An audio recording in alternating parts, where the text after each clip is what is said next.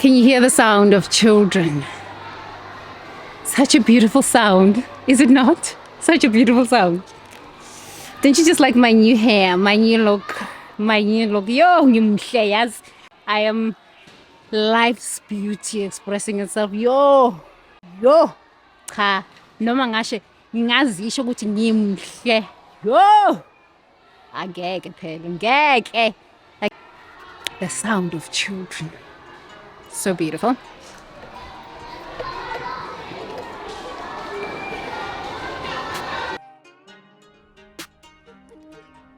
Where my feet touch, the earth is blessed. Where my feet touch, the earth is blessed. Vilingang, nomkubulwan. Where my feet touch, the earth is blessed. Abasekemetse bafigile. Where my feet touch, the earth is blessed. Set, segment bust, set, where my feet touch, the earth is blessed.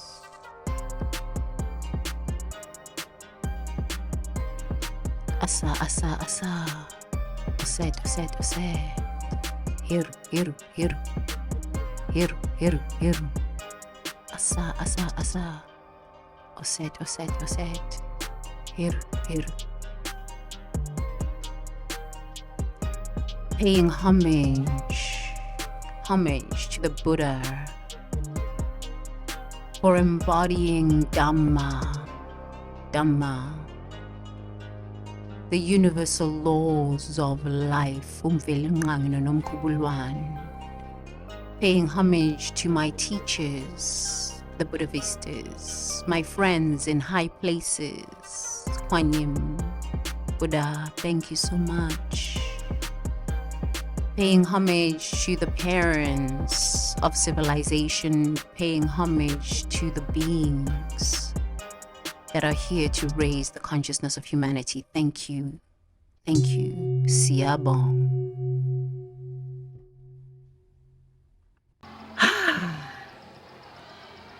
Sanibonani.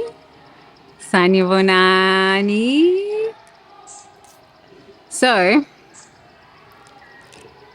my Salacious Sundays have been here at this temple. I've been traveling throughout all these different temples.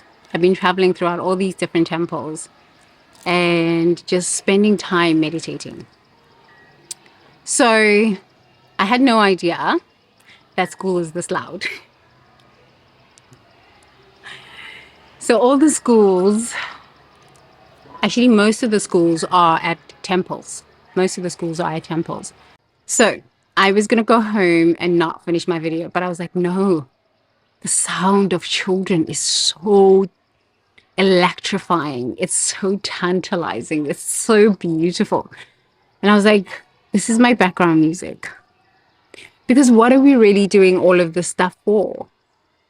Right? It's so that we can be reincarnated, born again, as the Christians would say, in a heavenly realm. But the lives that we're leading, the decisions that we're making are sometimes not allowing us to access those heavenly realms while we're still here on planet Earth and even in the next life. So in the previous Salacious Sundays video, I did a video with Teacher Min, and we were talking about the hell realms, the different layers of hell. And I've been talking about this for, I don't know, I would say 15 years. Because I have lived my own versions of this hell. And so sometimes we can get ourselves so stuck up or caught up in the words, vocabulary, right? And when you put this vocabulary together, it becomes sentences, paragraphs that when we read or when we hear or when we see gets entangled in our senses, right? So in the Christian mythology, they say that you work hard so that when you die, you go to heaven, okay? And there is this idea of this saintly saint outside of yourself that is going to save you if you just give up all of your power, all of your faith, all of your everything to this idea called Jesus outside of yourself. Okay. This has been going on for thousands of years, thousands of years.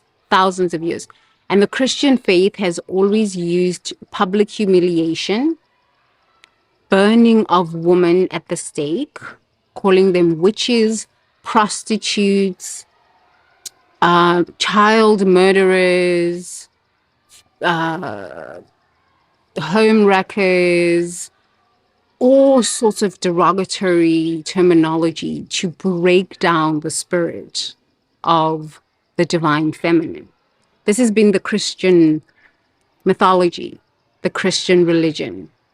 And so many powerful seers, so many priestesses, so many high spiritual beings who come in the body of the divine feminine are ridiculed, chastised, isolated, rejected, mocked, called crazy, burnt, stoned, killed. Our grandmothers were raped, were brutally murdered in the name of Christianity, in the name of God, something, an entity outside of ourselves. Buddhism has its own cosmology and own mythology. That's why I love studying all religious texts. I mean, you can't really get through all of them, but what I found is the underlying premise, thesis, notion in all the religious practices and systems that I've studied over the years is that it all sends us back to nature and all gives us a sense of hope. That through practice, whatever the practice is of your spiritual practice, whatever you are practicing, I don't care if you're Buddhist or I am not anything. I'm not Buddhist, I'm not Christian, I'm not Hindu, I'm not nothing. In my spiritual walk and my spiritual practices, and all of the studying and the mostly practice. Yeah, the intellectual studying is great, but it has been for me mostly practice. I have found parts of that spiritual practice or that religion that resonate with my spirit. In a past life, I was initiated into that high mystical spiritual practice. And so that's why when I would study different spiritual practices, I could resonate with elements of that spiritual practice. But in all spiritual practices, language is still very, very important, because when you hear something, when you read something, when you see something, when you feel something, it has a huge impact on how you think and what the following decisions are going to be. So Buddhism has its own path of ascension to Nibbana, the realms of heaven.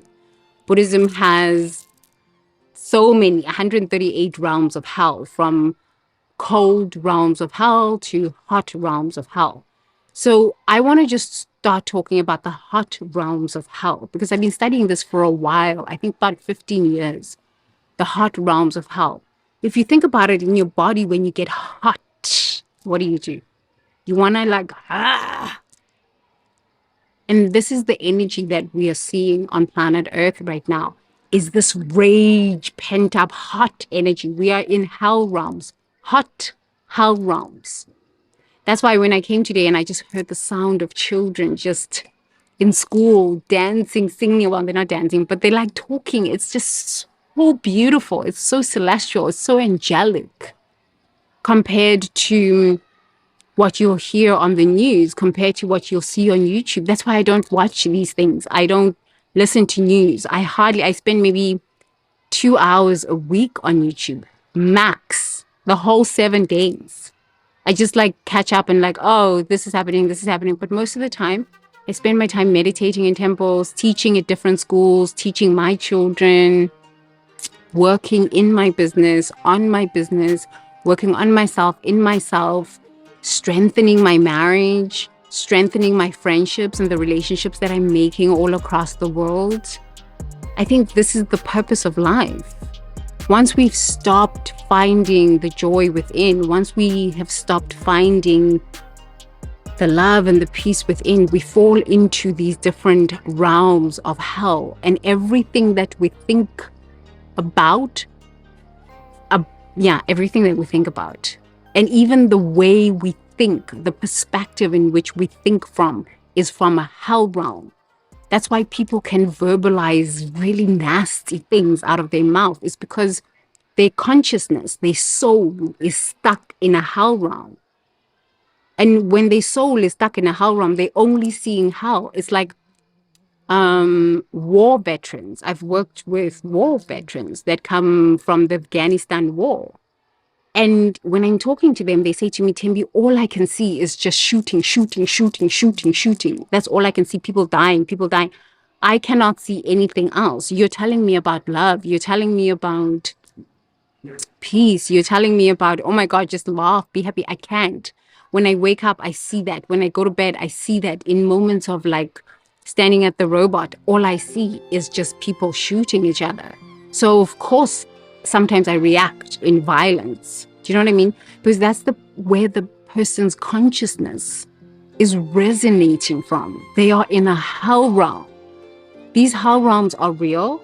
These hell realms, you can see the effects of these hell realms when you talk to people, when you are just listening to people, when you are engaging with people.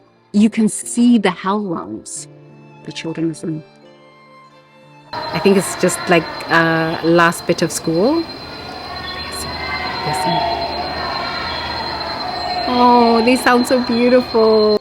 Okay, so I want to talk about, listen to the children.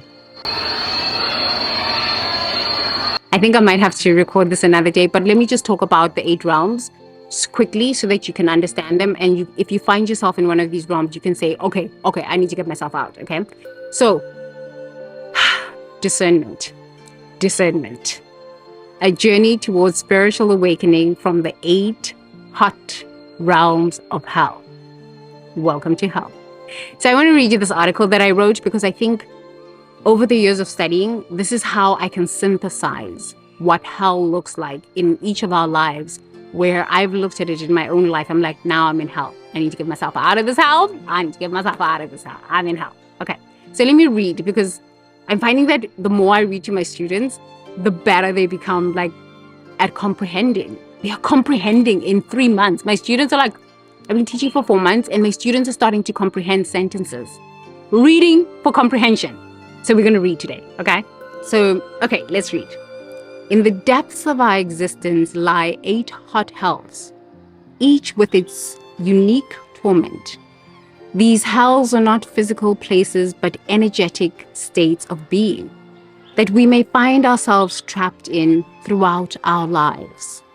The intensity of these hells varies, but one thing remains constant: the longing for escape and the yearning for the spiritual awakening.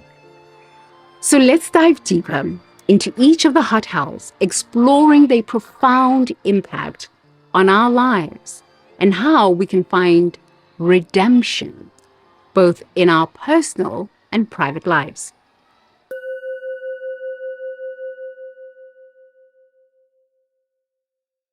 I'm a warrior.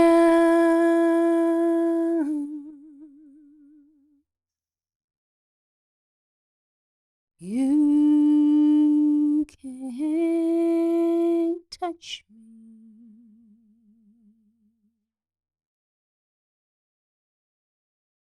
I'm a warrior.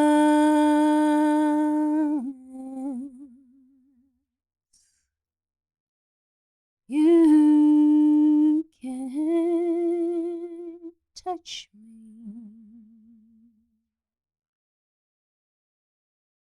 I'm a spiritual being, having a spiritual experience in a human body. I am a warrior.